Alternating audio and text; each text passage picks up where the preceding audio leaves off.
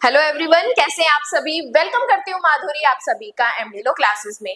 देखो, last class में मैंने आपको कॉन्स्टिट्यूशन, बीएनएस और बीएनएसएस इन तीनों सब्जेक्ट के एआईबी 20 के अकॉर्डिंग कुछ इंपॉर्टेंट टॉपिक्स बताए हैं, जिनमें अगर आप सिर्फ इतने से टॉपिक को फोकस करते हो तो आपका एआईबी का एग्जाम इजीली एंड 100% क्लियर हो जाएगा। लेकिन जब तक आप अंदर के सेक्शंस नहीं पढ़ोगे, सब सेक्शन नहीं पढ़ोगे, तब तक चीजें क्लियर नहीं होंगी।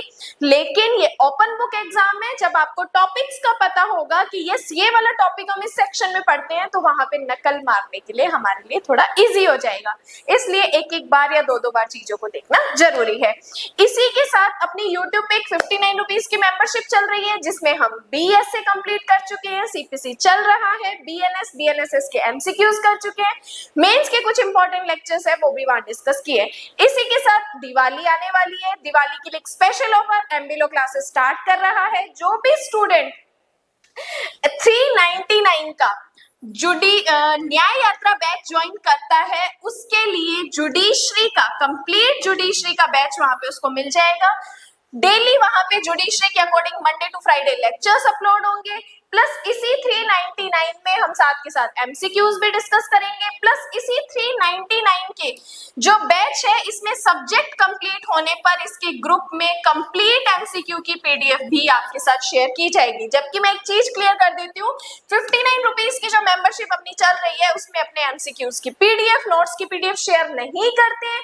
लेकिन इस 399 के कंप्लीट जुडिशरी बैच में, न्याय यात्रा बैच में, हम एमसीक्यूज की पीडीएफ भी इसी न्याय यात्रा बैच में आपके साथ ग्रुप में शेयर करेंगे। ये जो न्याय यात्रा का ग्रुप है, ये व्हाट्सएप ग्रुप रहेगा। इस ग्रुप में डेली क्लासेस के लिंक्स, इंपॉर्टेंट अपडेट्स और प्लस एमसीक्यू की पीडीएफ भी वहां पर शेयर होगी।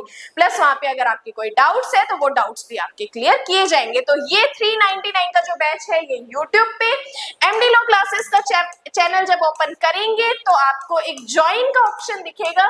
इस ज्वाइन पे क्लिक करने के बाद ये 399 के जो न्याय यात्रा बैच का मेंबरशिप है, वो फोल्डर खुल जाएगा। ज्वाइन करने के बाद आप इसका स्क्रीनशॉट मेरे साथ व्हाट्सएप पे शेयर कर सकते हैं, देन मैं आपको इस ग्रुप में ऐड कर दूंगी। ठीक है, अब चलिए बात करते हैं बीएसए के इंपॉर्टेंट टॉपिक्स फॉर एआईबी 20। देखो, ये जो टॉपिक्स मैं आपको बता रही हूँ एआईबी 20 के लिए इंपॉर्टेंट है ही है। साथ ही साथ अगर आप जुडिशरी की प्रिपरेशन कर रहे हैं, एपीओ की प्रिपरेशन कर रहे हैं, एडीपीओ की प्रिपरेशन कर रहे हैं, या अदर लो फील्ड में कंपटीशन एग्जाम की प्रिपरेशन कर रहे हैं, जहां पे ये वाला सब्जेक्ट आ रहा है, तो ये टॉपिक्स आपकी फर्स्ट प्रायोरिटी है। इन टॉपिक्स को आपको सबसे पहले फोकस करना है। अब चलिए बात करते हैं सबसे पहले सेक्शन 1 एंड 2 का। देखो, चाहे बीएससी की बात कर रही हूँ, चाहे एविडेंस एक्ट की बात कर रही हूँ, दोनों में ही आपको डेफिनेशन क्लॉज और सेक्शन 1 आपको स्किप नहीं करना।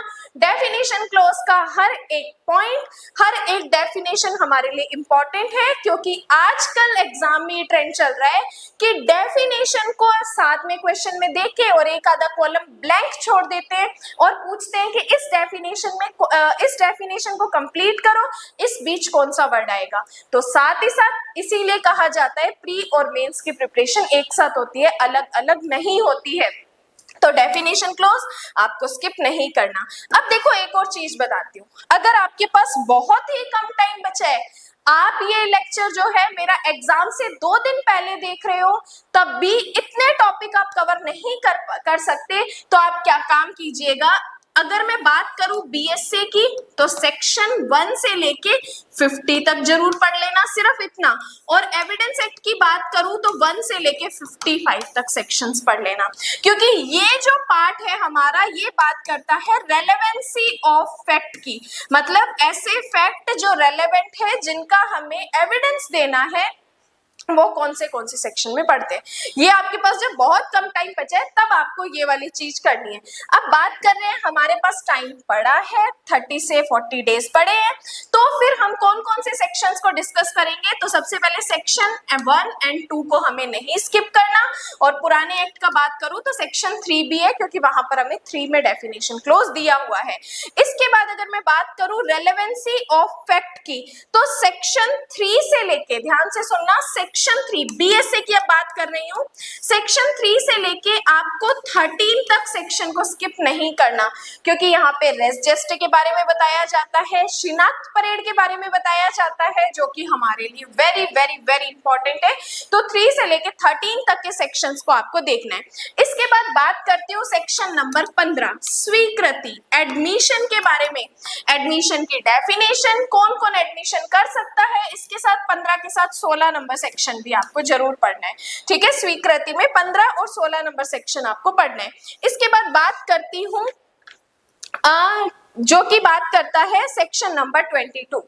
सेक्शन नंबर 22 कन्फेशन के बारे में। यहाँ से अच्छा क्वेश्चन आता है। संस्वीकृति जिसे अपने बोलते हैं कि उत्प्रेरणा, धमकी या वचन द्वारा की गई संस्वीकृति दांडिक कार्यवाहियों में विसंगत होती है। विसंगत का मतलब व्यर्थ होती है। तो कन्फेशन अगर हमें इंड्यूसमेंट में आकर कर रहे हैं तो उस कन्फेशन की कोई वैलिडिटी नहीं है, वो कन्फेशन वैलिड कन्फेशन नहीं माना जाता। तो 26 आपको देखना है। उसके बाद 23 देख लेना, पुलिस ऑफिसर से की गई कन्फेशन के बारे में बात करता है। देन आप देखना सेक्शन नंबर 26 डाइन डिक्लेरेशन की बात करते हैं। मृत्युकालिक कथन, कौन से मृत्युकालिक कथन आते हैं, कौन से नहीं आते, ये हम सेक्शन 26 में पढ़ते हैं। इसके बाद बात करूं, एक्सपर्ट वाला पार्ट आपको स्किप नहीं करना, विशेषज्ञ।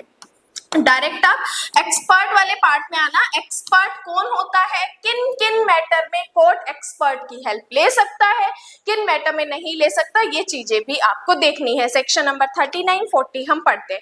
इसके बाद 51 एंड 52 देखो एक बार देख लेना। ये सेक्शन हमें बताता है कि ऐसी कौन सी चीजें हैं जिनके लिए हमें एविडेंस देने की जरूरत नहीं है, इनके बारे में कोर्ट को खुद को ही पता होना चाहिए। जैसे 2 अक्टूबर को मान लो केस करने का आखिरी दिन था, लेकिन 2 अक्टूबर को तो गांधी जयंती थी, छुट्टी थी, तो ये चीज हमें कोर्ट में प्रूव करने की जरूरत नहीं है कि भाई 2 अक्टूबर को एक पब्लिक हॉलीडे होता है। तो ये चीजें कोर्ट को खुद को ही डीम्ड करनी है।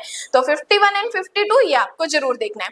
उसके बाद 54, 55, 57 एंड 58, 54, 55, 57 एंड 58 देखो ये तो हमें बताते हैं ओरल डॉक्यूमेंट के बारे में कि ओरल डॉक्यूमेंट डायरेक्ट होता है और डायरेक्ट कब होता है, ये चीजें बताई जाती है। 57 एंड 58 बताते हैं प्राइमरी और सेकेंडरी एविडेंस के बारे में। प्राथमिक साक्ष्य कौन से होते हैं, सेकेंडरी एविडेंस कौन से होते हैं, यहाँ से डायरेक्ट क्वेश्चन हमारे एग्जाम में पूछे जाते हैं। तो ये प्राइमरी और सेकेंडरी एविडेंस आपको देखना है। इसके बाद डायरेक्ट हम आएंगे लोक दस्तावेज और प्राइवेट दस्तावेज में। सेक्शन 74 हमें कहता है कि पब्लिक डॉक्यूमेंट कौन से हैं प्लस प्राइवेट डॉक्यूमेंट कौन से हैं। ये चीजें यहाँ से डायरेक्ट टाइटल बेस्ड भी क्वेश्चंस आते हैं, तो ये आपको स्किप नहीं करने हैं। इसके बाद मुख्तार नामों का सेक्शन डायरेक्ट आ सकता है। और 92 और 93 देखो 30 वर्ष पुरानी दस्तावेज और 5 वर्ष पुरानी इलेक्ट्रॉनिक डॉक्यूमेंट के बारे में कोर्ट क्या प्रिजम्पशन करता है, ये सेक्शन आपको स्किप नहीं करनी। इसके बाद मैं बात करूं इंपॉर्टेंट सेक्शंस की, तो सबूत का भार इंपॉर्टेंट है, एस्टॉपल इंपॉर्टेंट है। 104 जो सबूत के भार की बात करता है और 121 जो एस्टॉपल की बात कर रहे हैं। डायरेक्ट टाइटल बेस्ड भी क्वेश्चंस आते हैं और अंदर की चीजों के बारे में भी हमसे चीजें पूछी जाती है। बर्डन ऑफ प्रूफ किस पर होता है, ओनस ऑफ प्रूफ क्या होता है, बर्डन ऑफ प्रूफ के बारे में हमसे चीजें पूछी जाती है, तो ये चीजें हमें नहीं छोड़नी। एस्टॉपल का पूरा चैप्टर 8 हमें कंप्लीट देखना है। उसके बाद 124 हमें देखना है कौन साक्ष्य दे सकता है, कौन एविडेंस दे सकता है। यहाँ पर हमें चीज बताई जाती है कि हर एक व्यक्ति एविडेंस दे सकता है, लेकिन कोमल वयस्क अति वार्धक्य शरीर वाला व्यक्ति एविडेंस नहीं दे सकता है। इसके बाद हम बात करेंगे एग्जामिनेशंस को लेके, फिर सह अपराधी का भी क्वेश्चन आ सकता है। नोट करो टॉपिक, सह अपराधी का भी क्वेश्चन आ सकता है, direct title point of view से आ सकता है। प्लस एग्जामिनेशन वाला पार्ट हमें नहीं छोड़ना। एग्जामिनेशन में 3 तरीके के एग्जामिनेशन पढ़ते हैं, examination in chief, examination in cross and re examination. कौन सी पहले होती है, कौन सी बाद में होती है, कौन सी कौन करता है, चीफ कौन करता है, क्रॉस कौन करता है, तो ये चीजें भी हमारे लिए इंपॉर्टेंट है। तो एग्जामिनेशन वाला पार्ट हमें नहीं स्किप करना। प्लस लीडिंग क्वेश्चन और स्मृति ताजा, दो टॉपिक और आपको देखने हैं। पहला लीडिंग क्वेश्चन, सूचक प्रश्न कौन से होते हैं, कौन पूछ सकता है सूचक प्रश्न को, कौन सी एग्जामिनेशन में पूछे जा सकते हैं। और रिफ्रेश मेमोरी, मेमोरी को हम कब रिफ्रेश कर सकते हैं, ये वाली चीजें हमसे पूछी जाती है।